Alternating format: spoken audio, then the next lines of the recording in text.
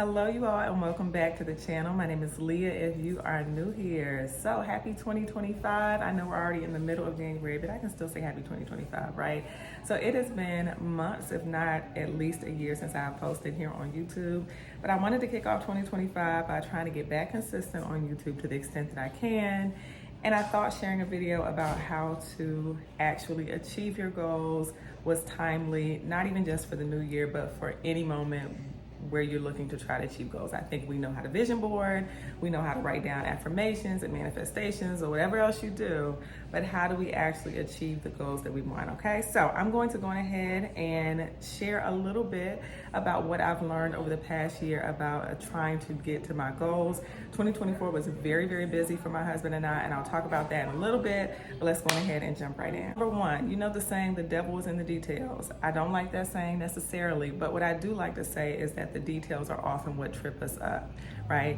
Writing down tasks, deadlines, even the ones that seem insignificant is so important towards reaching your goals because those are the things that end up keeping us from getting to where we're trying to get to as quickly as we want to get there, right? So for example, there are opportunities that I've missed simply because I've missed a deadline, right? Because I didn't look at it correctly. And it's funny because I tell my students to pay attention to deadlines all of the time, and I am bad for paying attention to a deadline. But there are things that just haven't happened that have to be delayed till the next year or a few months later because I missed a deadline. So pay attention to your details. If God is going to be in your details, you have to be detail oriented. So if that's not a habit that you normally have, that might be something that you want to focus on for 2025 and beyond in order to reach your goal. Okay, number two, now is the right time. Now is the right time to sign up for that class that you've been wanting to take. Now is the right time to get connected with that mentor. Now is the right time to apply for that job. I think that we have to get out of the mindset that there is a time that you have to wait for and then you will do the thing. So one of the things that made 2024 busy for me last year is that I ended up applying for and accepting a position as an assistant professor of African American studies. So we're back on that tenure track. Now, at the beginning of 2024, had you told me that I was going to be switching into higher education, I would have told you no. I've talked on here, videos on here about not really wanting to do that. But around April, I started to feel this pull on my heart that if I was going to stay in teaching high school, then that was fine. I would lean into that. But if I wanted to shift into higher education, now was the time. So between April and June, I went from thinking that, okay, I'm gonna write this down, I do wanna go into higher education, I'll start applying for jobs around October, November, to seeing a job opening and getting a phone call in May. And by the end of June, I had a job offer. That's how quickly the timing happened. Had I said, well, let me wait until my kids are a little bit older, or well, I'm already kind of committed here, so let me, no, the timing was then. I took advantage of the opportunity, and who knows if it would have still been around. The posting would have still been open now, right? So your timing is right now. Take advantage of your divine timing for opportunities and to reach your goals. Okay, so number three, identify your distractions. I know we talk a lot about habits and core habits and habit tracking and all of those things, but when I tell you those things are so important, kind of back to paying attention to the details of the task that you need to complete, this is more so paying attention to the details of your life. So for me, one of the issues that I have, one of my habits that I have to break is I go to bed very late at night. Normally after we have ran around with the kids all day and done extracurriculars and done all the tutoring and done all the sports and all the things, I am like, okay, I just want to sit and I'm going to scroll on TikTok and I want to save a bunch of recipes to try to cook, and I want to laugh at some videos and I don't want to think. And what ends up happening is I'm scrolling on social media all night, and I'm going to bed late, and it makes it harder to have a more productive morning, okay? I sound like one of the kids, child. But that is what has happened, and so I had to shift my habit. What I started doing was time blocking my evenings specifically. I don't really time block my day or my afternoons, but my evenings. So around 8:30, okay, that's the time that I can go ahead and scroll. 9:30, I go ahead and read one of the books that I've wanted to read for this year. I have a goal for a certain amount of books I want to read this year. And then by 10:30, I need to sit down and write something, right? I'm back on the tenure track. I'm getting ready to go to conferences. I have a few papers coming up, right? I need to be writing something. So that is one of the things that I think we have to do is figure out what are the distractions, right? Back to those little details of your life, and then try to help deal with those, right? So that we can get to our goals. Okay, shh. All right, number 4, seek mentorship for what you need right now. The mentors that you had 10 years ago or 5 years ago at your last job or your last situation, they may not be the mentors that you need right now. It doesn't mean that they can't come with you on the journey. It doesn't mean that you don't bring people along and you continue to talk to people and get advice. But there are some situations that maybe you're in now that they aren't in, or goals that you have that you're moving towards that they haven't moved towards or aren't interested in. I'll give an example that isn't career related, right? We have young children. You've heard me talk about the kids. I have a 6-year-old son and a 3-year-old daughter. So I look for mentors who are parents also, but have kids that are a little bit older than ours, so they can tell us what teams to join or what tutoring programs are good, or even what schools that we should look into, right? Whether it's a magnet school, private school, whatever the case may be, right? So I'm constantly thinking about who are the mentors for us right now.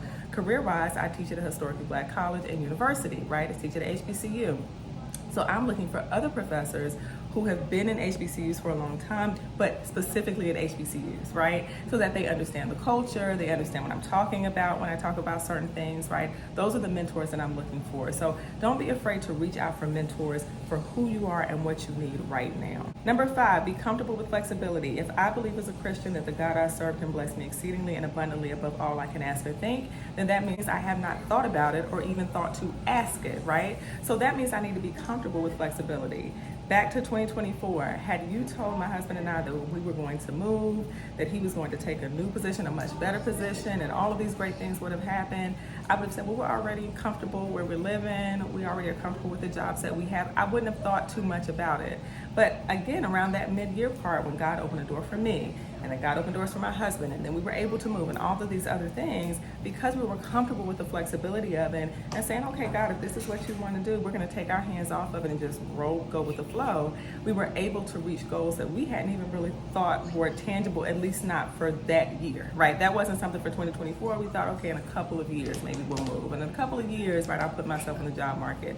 But because we were flexible and didn't mind shifting and turning a corner mid-year, and didn't mind saying maybe our goals have changed, right? Because we have new opportunities open up, we were able to reach some of our goals a little bit quicker. So be comfortable with flexibility. Find a way that we can reach our goals in the new year and beyond. Find a way to reach our goals is to cut your losses, okay? Cut your losses. You didn't get the promotion, cut your losses and find a new job. The relationship didn't work out the way you wanted to, and I'm talking about in terms of friendships, right? Cut your losses. I am a firm believer, and this is me being totally transparent, if you exhibit any weird, odd, or strange behavior, cut my losses. I don't try to understand. I don't try to figure it out. Cut your losses, because the time and energy that we spend trying to get accountability from people, or trying to decipher through the passive-aggressive email and come back with a passive-aggressive email, the time that we spend on that could be working towards the goals that we say that we want, and might be a sign telling us, okay, you need to pivot, you need to do something else, right? What you thought you wanted in this company might not be here for you, it might be somewhere else, right? So don't be afraid to cut your losses when you see something. See it for what it is, take situations for what they are, take people for who they are, be willing to pivot and cut your losses. All right, you all, so that is it. Those are the ways that I think we can achieve our goals in 2025. I have a lot of goals for this year, but I'm also leaving room for God to do what God does. I will tell you that I know that some of us are like, listen, this is the year I want to rest. I'm not interested in having 1,001 goals and trying to reach all of these things. And I'm saying, sis, I'm not talking about 1,001 goals. I'm talking about the goals that God has put on your heart. What are the things that God has purposed for you that you know you should be going towards, or you know you want to do in the back of your head and it just didn't happen that way, right? Go ahead and write those down. Revisit those passions, those hobbies. And this doesn't even have to be about making money. It doesn't have to be about, having the next new great side hustle. No, just revisit the things that you say, no, I really enjoy, and I want to get back to that, okay? All right, so that's it, you all. Thank you so much. I hope that you all enjoyed this video. Leave below what are some of the things that you do to get to your goals. You don't have to say your goals. I think we should keep those to ourselves. But what are some of the things that you do and strategies you employ to get to your goals? What are some things that you're looking forward to in 2025, right? You can be vague, keep it general. Do you want to travel more? Do you want to see more? Do you want to experience? What are some of the things you want to do? All right, thank you all so much, and I will see you on another video. Bye.